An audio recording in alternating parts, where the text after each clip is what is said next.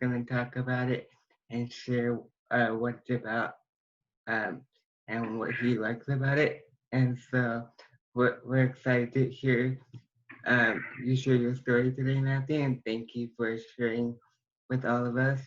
I know everybody here um, is came because they wanted to hear you share. So with that, take it away, Matthew. So hi again. My name is Matthew. I made a book. It's called Becoming Me, and I wanted to write this book because I wanted to be known around the world and just be known because when I die, I want to make a difference. It's also a nice project to do during this pandemic. Um, so the reason why I created the book was obviously I like talking about myself, and then uh, I wanted to inspire other kids like me that have a disability and just kids, young kids.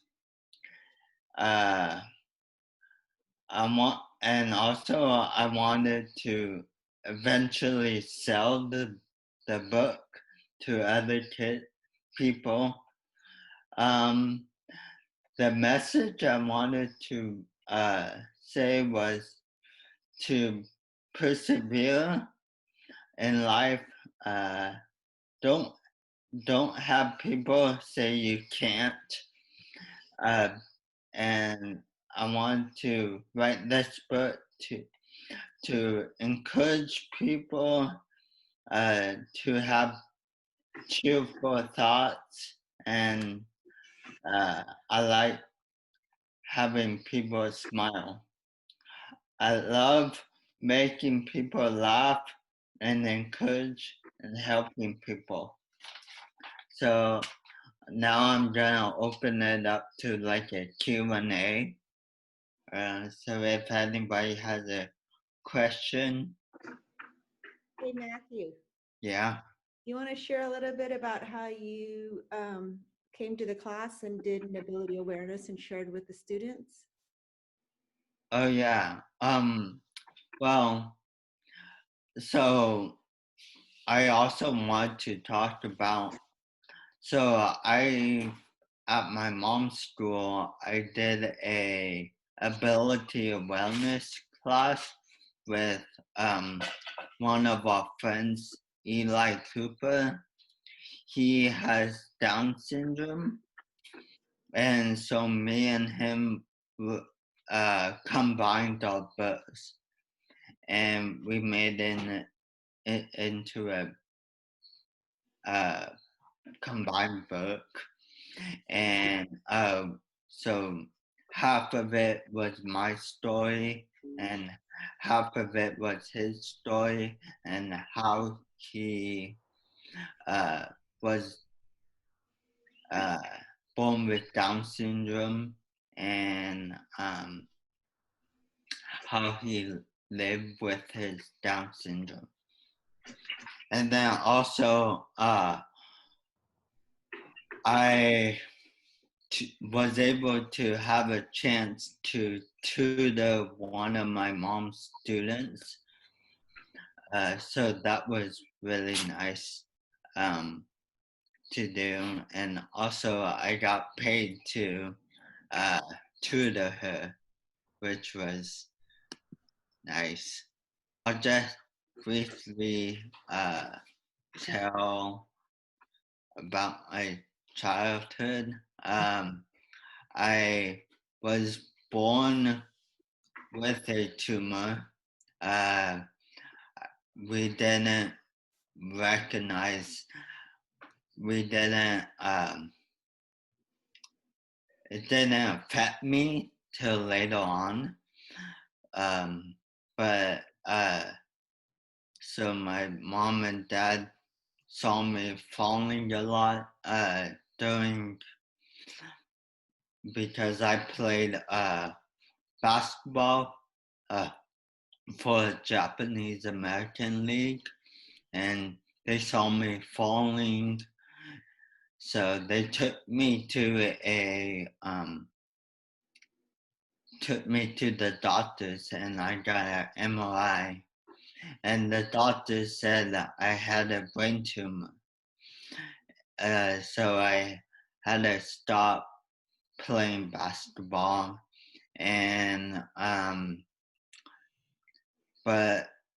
and then eventually I went to a Japanese school, and one of the dads there asked me if I want to play wheelchair basketball. So I said yes, and I started to go. I didn't really like playing wheelchair basketball, but and I kind of was I was really sad because I was not good as anybody else on the team, not fast, couldn't shoot the basketball, but I still persevered and continued onward because I don't like to quit. And I think, and then the doctors told my parents that your son had 3 to 4 months to live. So I think that was when I really had faith in God and was able to trust Him put my life with Him. Thank you. And in your story, you said you had 19 surgeries? Yeah, I had 19 surgeries about. Yeah, and then the first surgery, the nurse told my mom that I would have some side effects. And one of the side effects was being cross-eyed. And when the nurse brought me out to see my mom in the waiting room, I opened my eyes and I crossed my eyes. And the nurse and my mom were all very shocked, but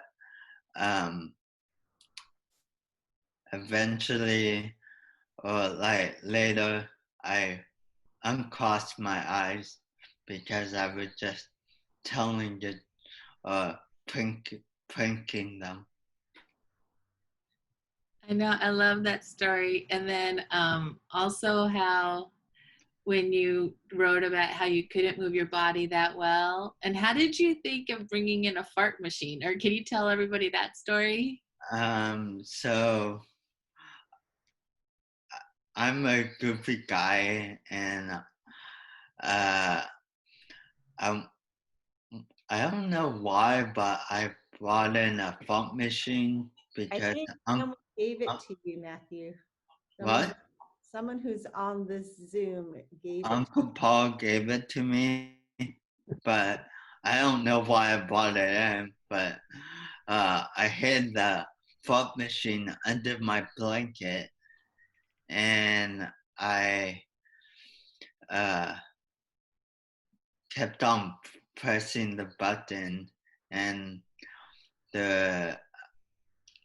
one of the practitioners was telling my mom and dad that I think one of the surgeries went wrong, and my mom and dad my mom told him it was just a thought machine, but nothing was wrong.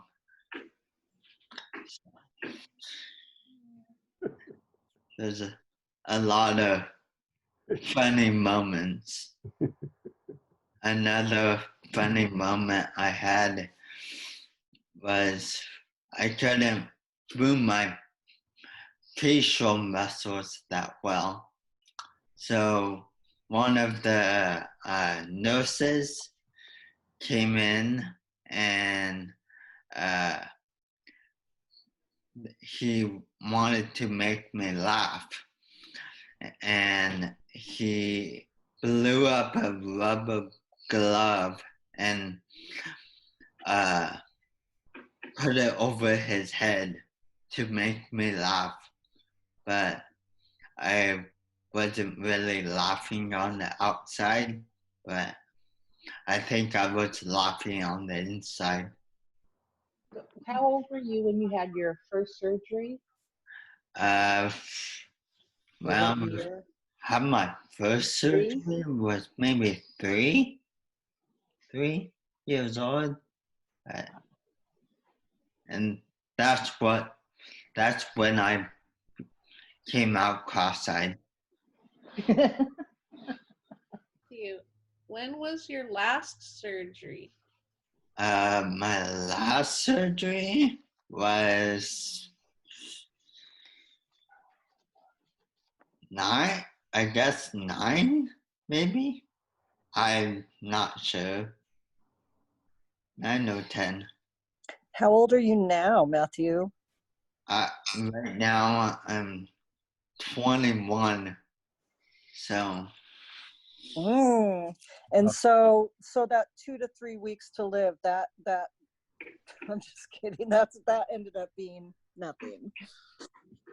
What? Sorry, what? When they were saying that the prognosis was not good, you just beat all the odds.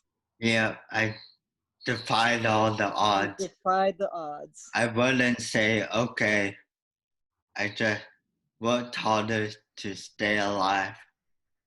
Hey, Matthew, tell everyone what kind of surgeries you had. They were all brain surgeries, so that's partially why I'm goofy, like my uncle. But they were all to help my tumor, so they put in a shunt in me. They put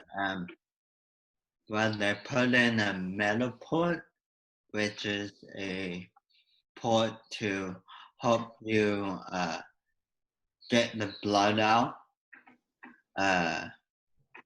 easier, so they wouldn't have to find a vein. That my reservoir, which helps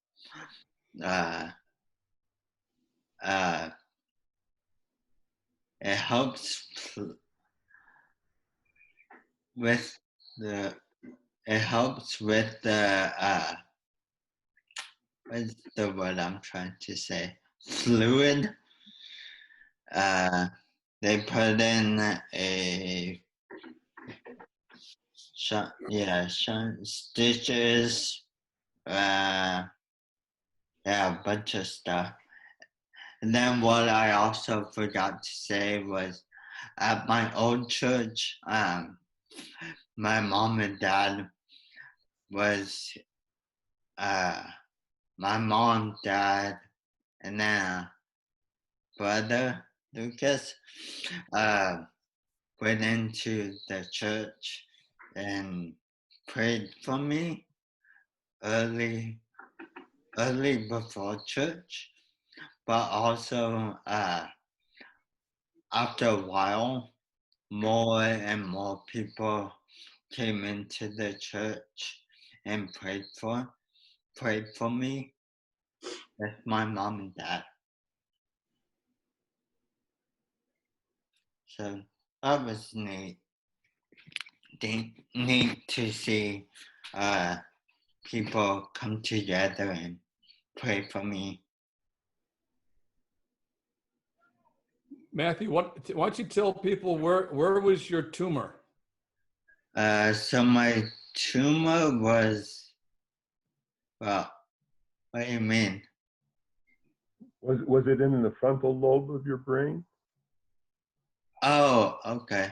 It was in the midbrain, I guess. So it was hard to take out.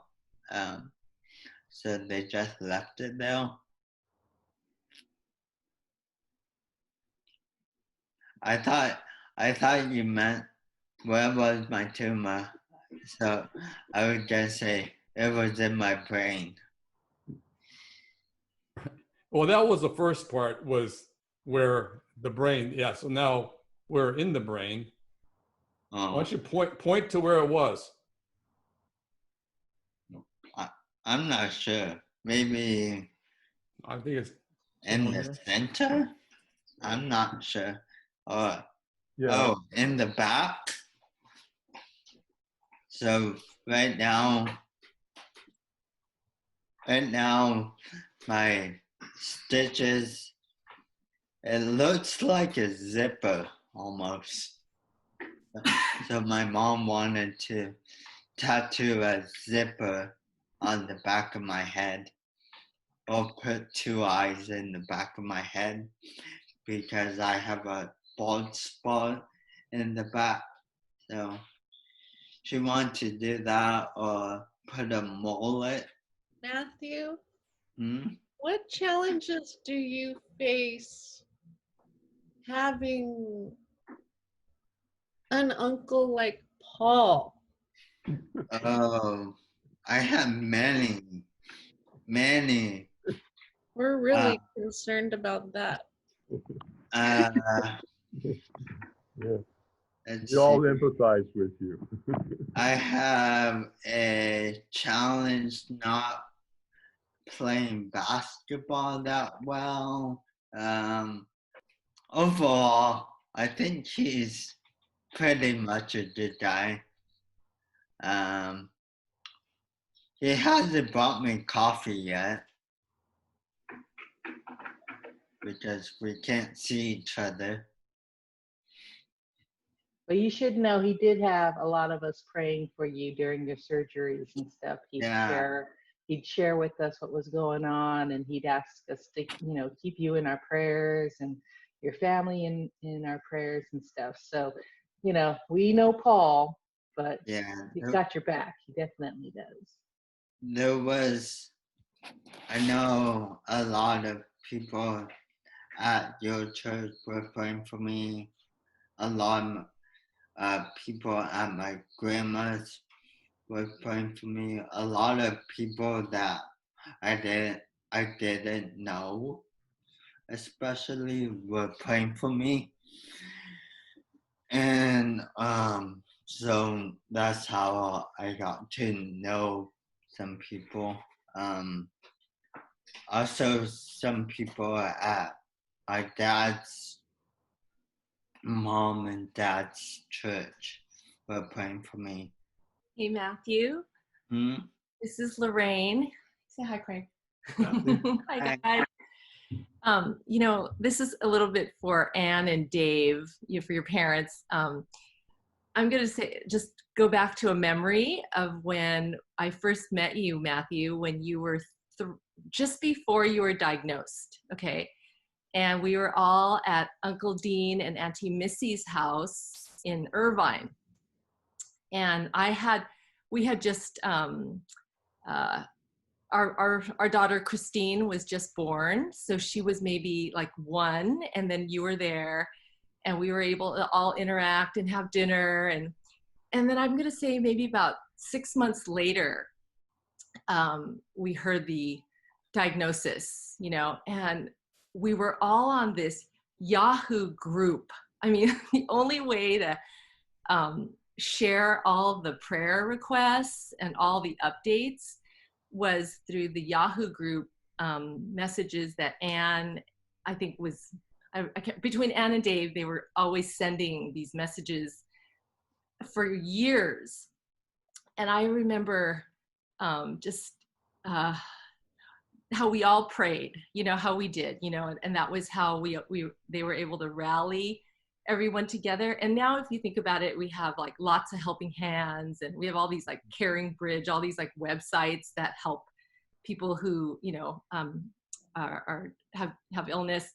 But back then, gosh, so what, 18 years ago, you guys are using these Yahoo group things. And I just think about that archive. I don't even know if you guys have all that, like all the messages that were sent out and all the replies and everything that was going back and forth.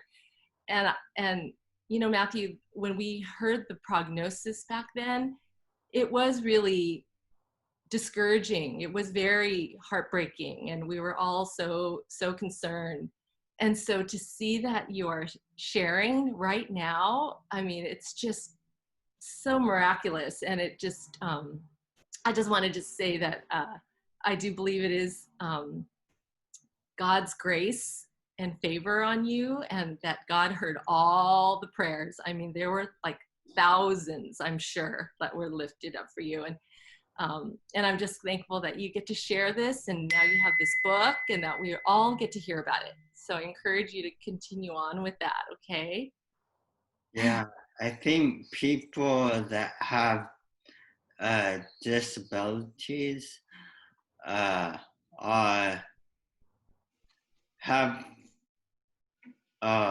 to tell good stories, but one advantage is they also have able to get good parking because of the placard. Are there any more questions for me? Oh, also, because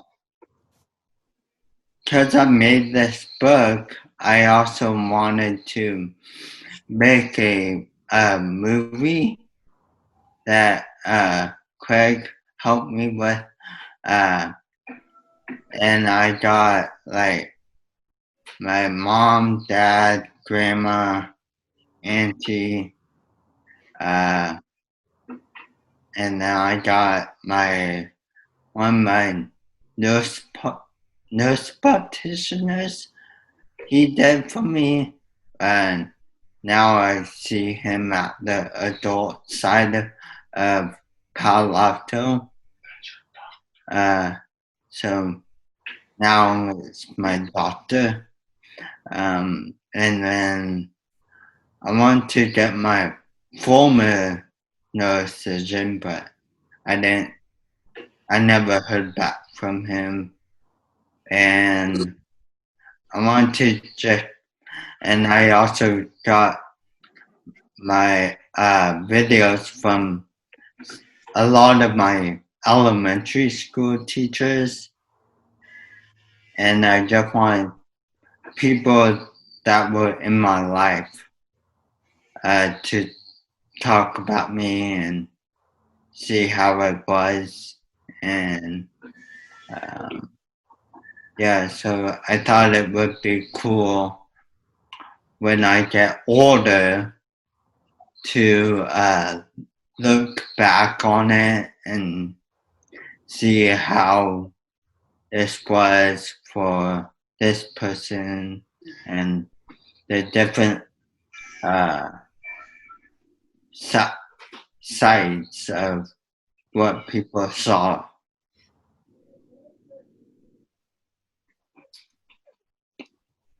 You said that you wanted to eventually publish this book and like for sale. Is that anything on the near horizon, or when can we expect that? So I wanted to do it kind of like my mom's book at Thousand Oaks Elementary School. So obviously the elementary school where I worked. And then I thinking of broader terms of like selling at Barnes and Noble, and maybe getting a shark to buy it.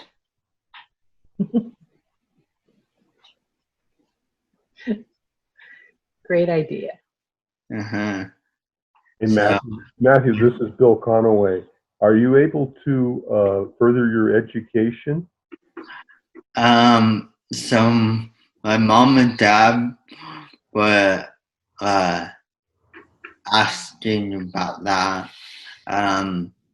I am, but I think because of this pandemic, it's kind of hard to. So, like, I was gonna try to get a job this year or last year, but I couldn't because of the pandemic and everything. But I could further my education kind of because of Khan Academy. So I think I might do Khan Academy and learn. And now also I've been learning watching YouTube videos because I want to like fix stuff.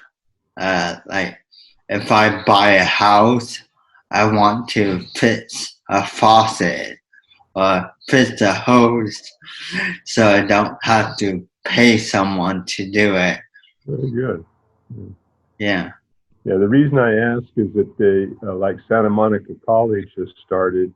I just finished the first semester of, it's called ABI program, which is acquired brain injury. And anybody that has had a brain injury can take the class, and we study the brain, and we also do cognitive reasoning and different phases of. And everybody that's had a brain injury is totally different. Everyone's different, just like a snowflake. And so, but they have it online, and that's how I was able to take the class. I did take something like that in Oakland.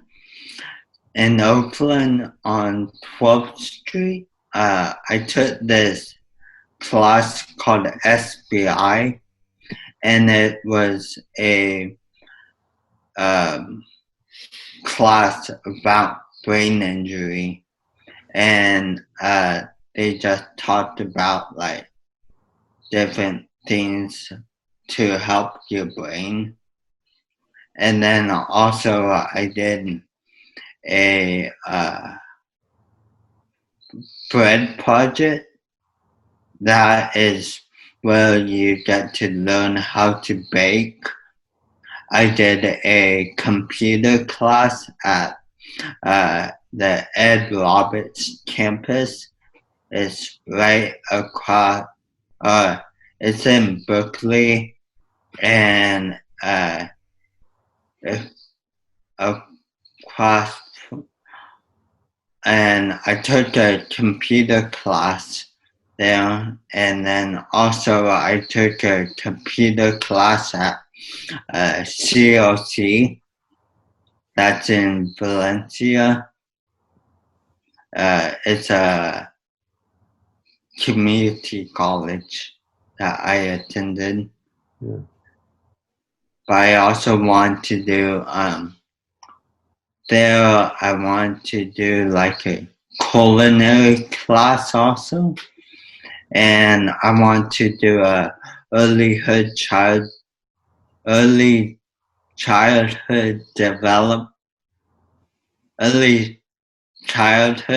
class because I wanted to become an IA, independent instructional assistant at my mom's school. Is it okay if I don't talk about you for a minute and ask Bill a question? Sure. Okay. I guess that's okay. Okay.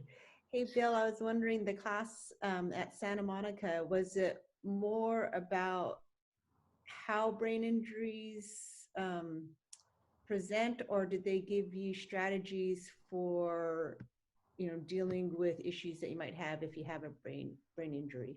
Yeah, the strategies is the main thing.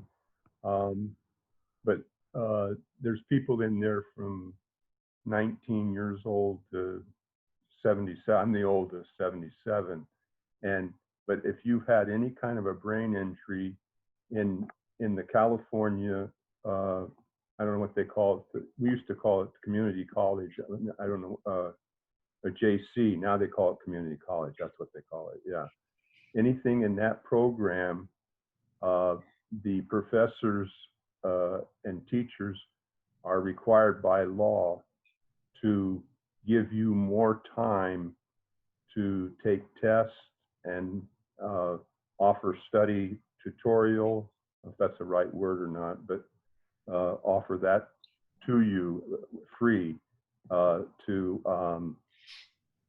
so you can, I can't even talk right now, but that's what happens with my brain. But it gives you an opportunity to mix with other people. We have one guy in our class that when he leaves the class, he doesn't even remember what he learned, but he still keeps coming. And those are the kind of brain injuries that they have. And some are strokes like mine. But it's interesting to find out that when you have a stroke or brain injury, you lose 1 million cells, and you have to acquire those cells back by teaching and learning, that situation. And when I can't think of a word, they've taught me how to find that word. If the word is heaven or whatever, and you can't, heaven doesn't come in the brain, so then you got to find an alternate word like sky or something that you can associate with. So it's good. These are all good programs. I'm sure the SBI is the same type of program. Question for you: when did he first start smiling like that? Matthew's always been a smiley kid. Even as a baby, he was really smiley, and it was kind of one of the clues, or one of the things later on we realized that some of the doctors might have picked up on is because they had seen there was a kid they called the One-Eyed Jack, because when he would smile, one eye would shut. And when you look at Matthew's baby pictures, a lot of his baby pictures, he has one eye shut, and that was because of a one-side weakness because of the tumor. We didn't know, because that was before he was diagnosed. Yeah. He's always been a really smiley kid, except for, like he said, when he had some facial nerve damage. But even then, when he came back to school and he was in his wheelchair, he was in 3rd grade, and he would go onto the playground, and kids would come up to me and they're like, "Man, Matthew's really good." And I would see a line of kids, and he would be in his wheelchair. There's a line of kids, and they would challenge him to a smiling contest, and he always won. But they just thought he was really good at it, and I couldn't tell them, it really wasn't by choice. But he took full advantage of it. Yeah, he melts your heart every time when you see him smile, and that's the key, boy, I tell you.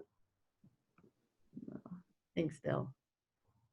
Yeah. I was thinking if you want to work on the house and do pranks, you can go to Uncle Paul's. Yeah. You can work on his house and prank him anytime. Okay. Yeah, I'll put a bucket of flour in and then put it on top of the door, and when he opens it, it'll fall. I think you need to embed a fart machine into his wall. Yeah. Instead of using flowers, use water. Put water right there. Well, maybe. We'll teach you how. Uncle Paul doesn't need a fart machine. He already has one installed in him.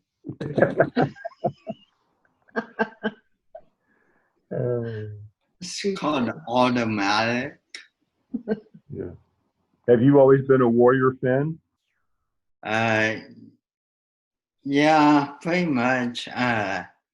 My grandma, or my mom's mom, she would take me to Warrior games, and we would watch Warrior games on TV. And then since she was a season ticket holder,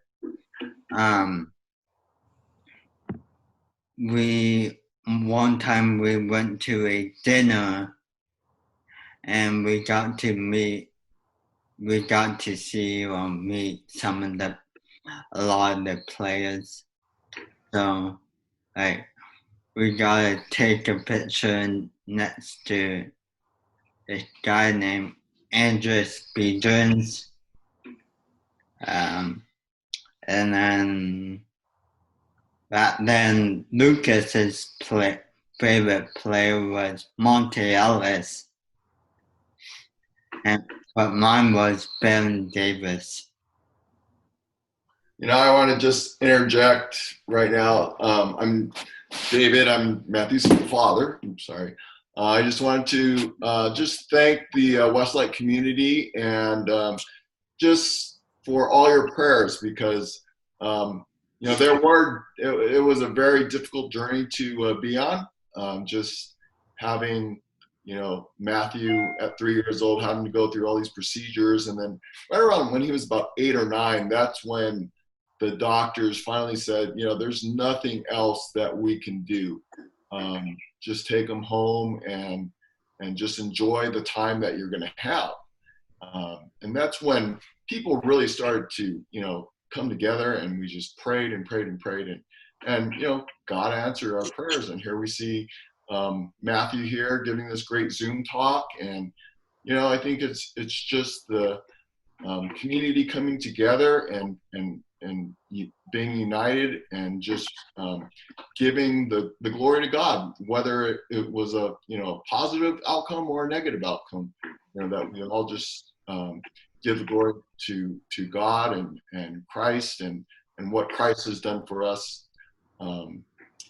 just to enjoy the time that we had with Matthew. And so we're just very, very thankful. We're thankful for all of you guys that kind of have been on this journey and are still on this journey, because it's been an amazing journey to be on. So thanks again.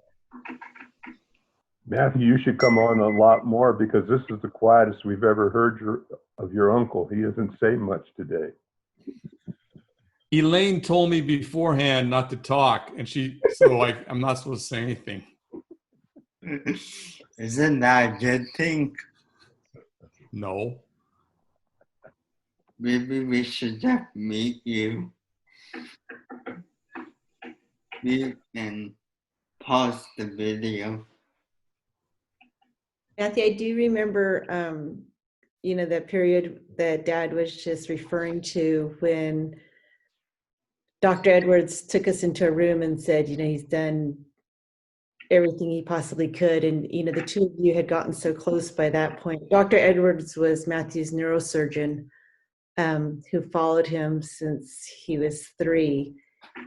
And they had gotten so close that Dr. Edwards actually told us that he wasn't sure that he could continue to be in charge of Matthew's care, because he loved Matthew so much that it was hard for him to make objective decisions.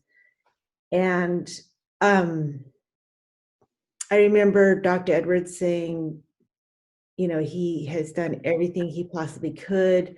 It wouldn't be safe to have any more interventions. And then when he started seeing Matthew recover, he just said he had no explanation. He says, I cannot explain. I don't know how Matthew is continuing to get better at this point.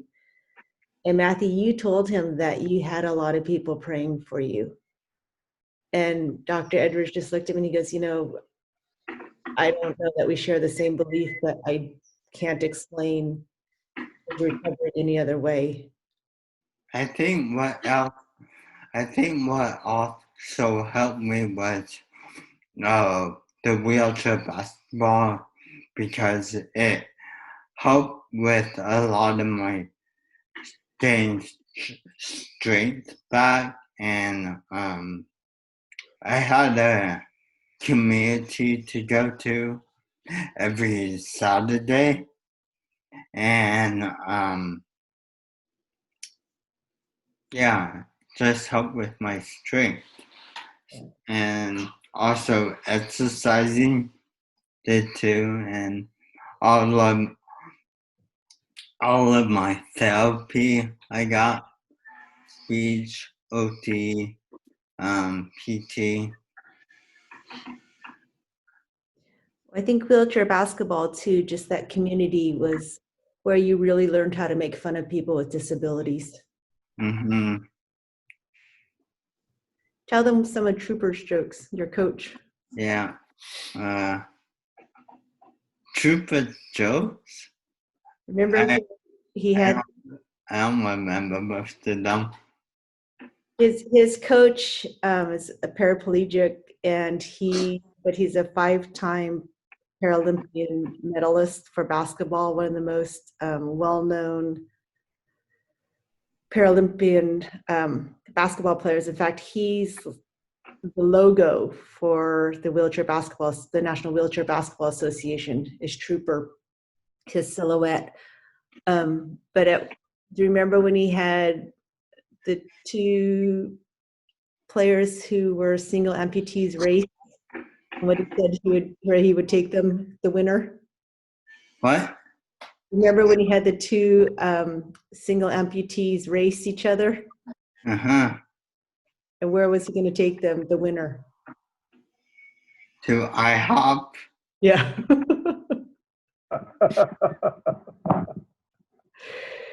So through the organization is called BORP, Bay Area Outreach and Recreation Program. Through that community, it became really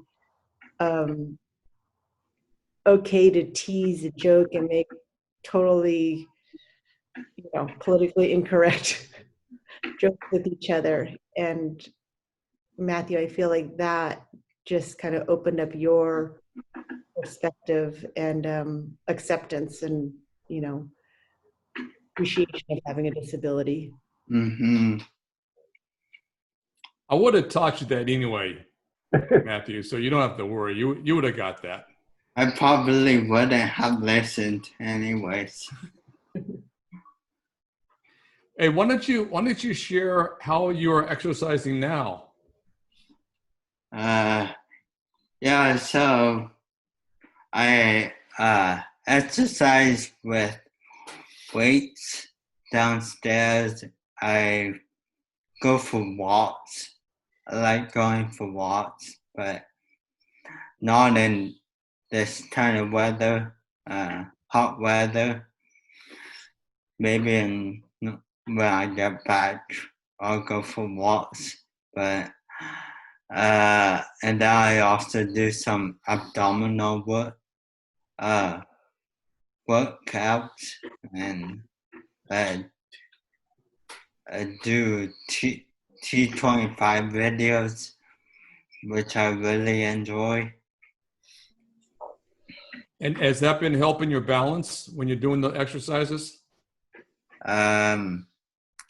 Yeah, I think, well, I don't see it but helping, but I think it helps with my balance and strength. So would you be able to encourage other people your age who should be exercising so they could walk better also? That'd be good, right? Yeah, I think so. Yeah.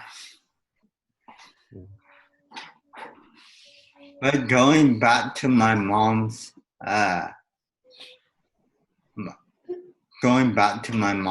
question, saying like how we are through board, it opened up a new world, and I found out that it's okay to make fun of people with disabilities. I think it's also now, I think now, like, since all this has happened in this world, like, we shouldn't think about people's perspectives. Like, if someone makes fun of you, don't take it personally. Just kind of shrug it off. I think a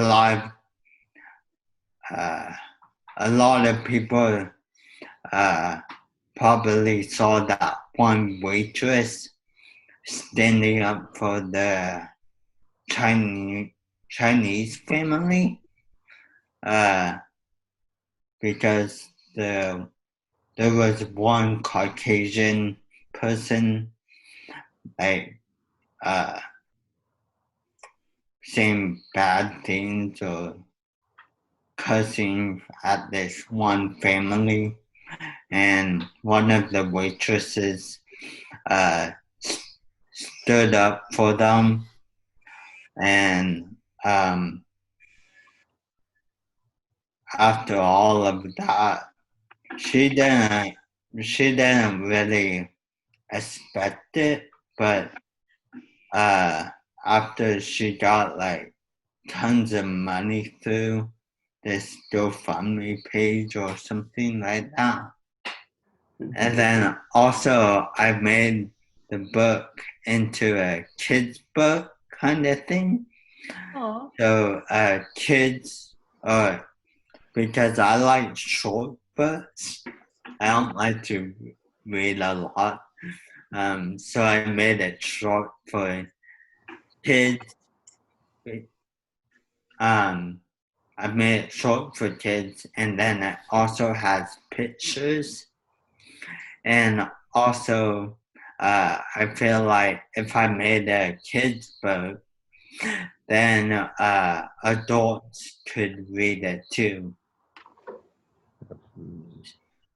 So Matthew, so after Uncle Paul teaches you some more jokes and pranks, then he needs to hook you up with a book agent. Got that, Paul? That's gonna help. So that book's gonna get out to everyone who needs to read it. Okay, the children's version too. I'm looking forward to it. Yeah, we could get Claire to get him the hookup. Hook me up with Isuzu.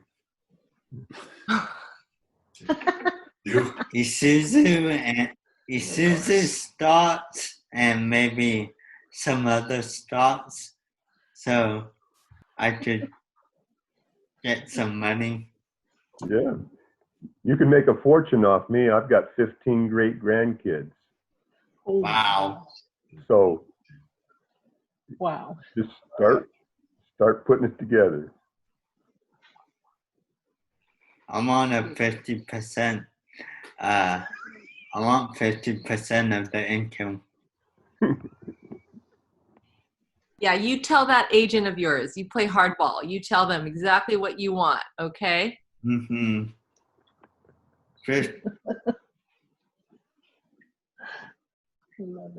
Cash and chocolate. That's all. That's all I want.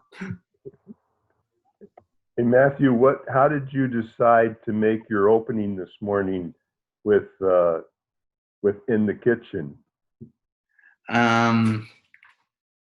So I saw that Kevin did his introduction in the kitchen, and I wanted to express that if I'm in the kitchen, that I also like to cook. And my grandma's lucky because every week I get to come over to her house and cook her meals, cook her breakfast and Aw. whatever. That's good. Yeah, so I learn what things do. Matthew, what do you like to cook? So for breakfast, I cook her either French toast, eggs, or I'll just have a simple oatmeal. In the eggs, I would put like feta cheese sometimes to make it creamy. And then I would put spinach, maybe some cheese. I just find stuff that's in the fridge. And then for French toast, I whip up some eggs. I put some almond extract maybe and vanilla, and then cinnamon also in the eggs. But I found out that if you put vanilla and almond extract, that the almond extract cancels out the vanilla. So mostly you taste almond in the French toast. And then since I've been in with my dad in Valencia, we made ice cream, a espresso chocolate ice cream, and then I made a chocolate cheese, no, chocolate coffee cake, and we made a strawberry ice cream, and then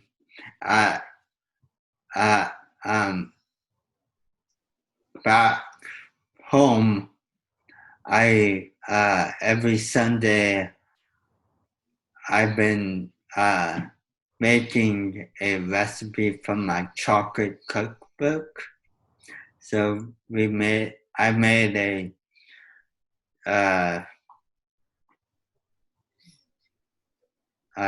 extra chocolatey chunk cookies. I made a coffee chocolate cake. I made a chocolate chip shortbread. I made, forgot what else, but Matthew, didn't you make the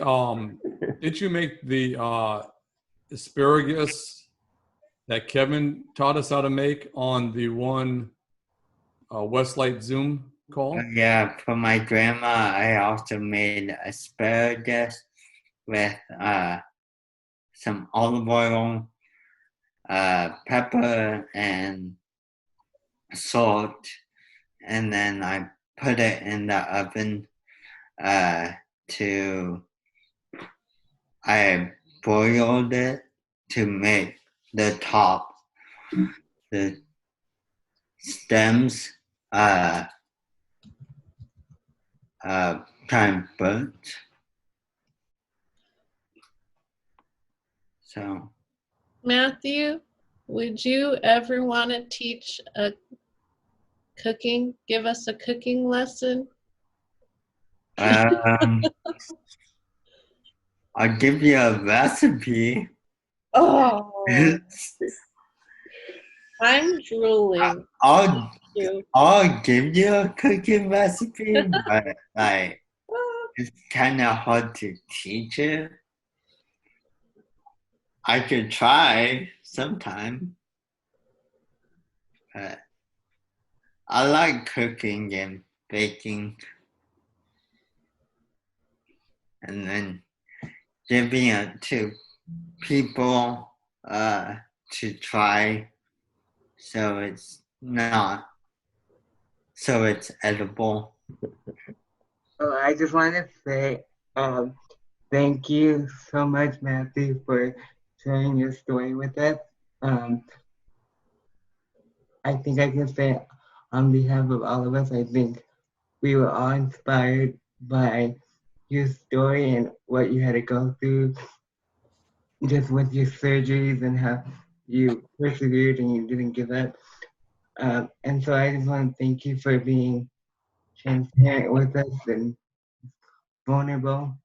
I also want to thank Anne and David for just sharing what was on your heart and not losing faith, your faith in God for what you had to watch Matthew go through with all his surgeries, so that he can share with all of us, because that's what we needed to hear, especially with what's going on in the world today with so much negativity and COVID-19, and you know we can't be able to see like our family and our friends and be able to do social gatherings. So I just want to like I said, I just want to thank you for, as Matthew's parents, I want to thank you for not losing faith, and so that we can be able to hear Matthew's story today. So thank you so much, Matthew. We really enjoyed it, your amazing story, and thank you for your jokes about Uncle Paul, because we all love them. Yeah, thank you, Kendall. But I think that's what we all needed to hear today. And yeah, it was just a really amazing and inspiring time for all of us. So thank you again. Thank you, Kendall, and thank you for everyone that came out too. Looking forward to reading your book, Matthew. Thank you so much. And we could get the baby version so Carter, you could read it to Kendall. Okay. No, thank you. Someone fell asleep. Whose baby is that? That's Elena. That's Jordan and Daniel's baby. Aww. So That's boy or girl? Girl. Girl. Hey, Matthew, a little known fact is that Kendall and Tim went to the same college. Kendall and Tim? Yeah, West LA. I am finishing up my last semester next month, and I will be getting my AA in December. Hey. Good job. Congrats. That's Oh, great. Elena doesn't Here. like that. Yeah. Oh, the baby's crying and happy. I'm sorry, Elena. So everyone, thank you for joining us and coming to hear Matthew's story, and have a blessed and good week. Yes. Thank you, Matthew. Thank you, Matthew. Thank you, Thank Matthew. you. Great to see everyone. Thank you.